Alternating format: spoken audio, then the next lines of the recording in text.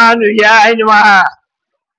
हे श्री लक्ष्मीनारायण मंदिर 138 वर्षापासून याची प्रतिष्ठा रामबाग पीठाधीश्वर स्वामी रामाचार्यजी यांनी ही मूर्तीची प्रतिष्ठापना त्यांच्या हस्ते झालेली आहे।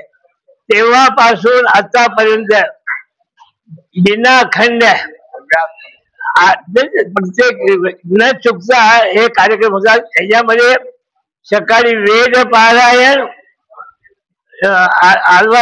स्तोत्र, अजून दिव्य प्रबंध पाठ, विष्णू सहस्रनाम, गीता पारायण आदि कार्यक्रम नियमित रूप से रोज होतात।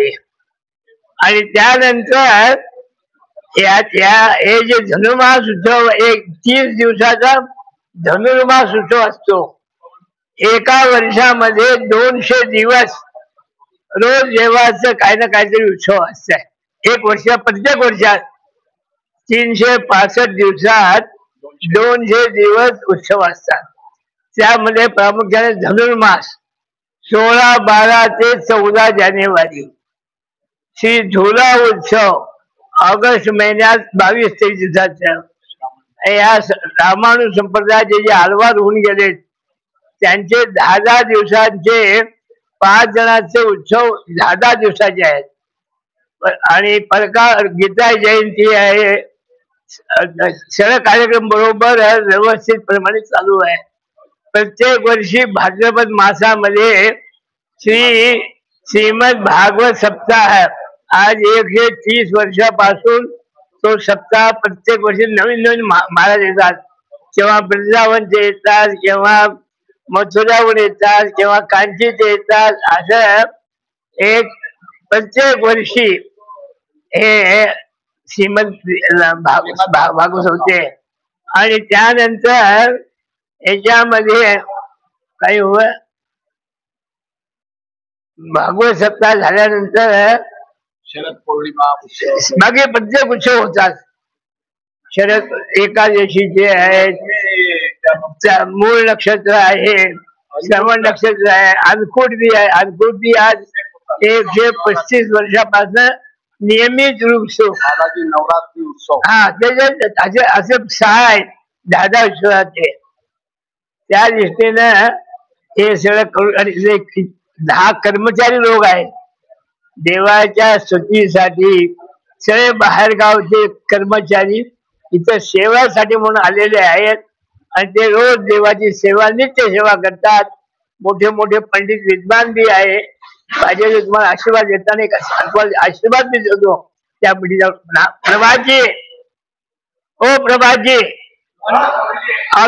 प्रभाजी संतोष भोई आहे। अन्नकूटचे महत्व सांगा। अन्नकूट जे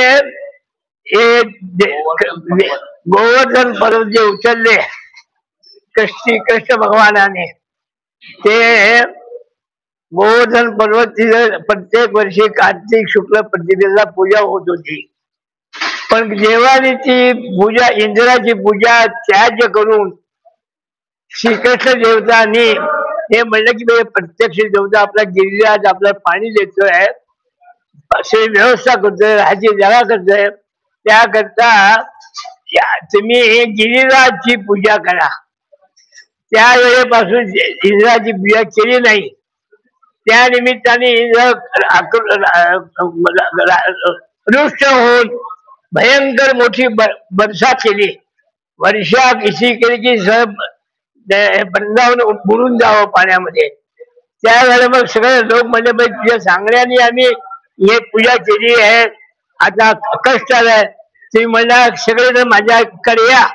सगळे देवाजवळ आले आणि देवाने आपल्या करंगळीवरती गोवर्धनला धरले।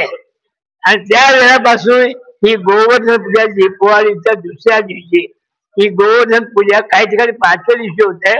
ही गोवर्धन पूजा त्यालाच अन्नकूट म्हणतात। त्यात सगळे बाळ गोपाळ जिथे होते आपापल्या घरनं शिजवले आणले होते, सगळ्यांनी मिळून देवासोबत तो प्रसाद ग्रहण केला।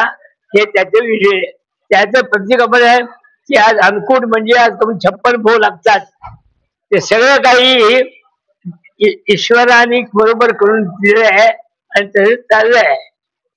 अजून काय बोला, अजून काय तुम्हाला शंका असेल तर? बोल श्री लक्ष्मीनारायण भगवान की जय.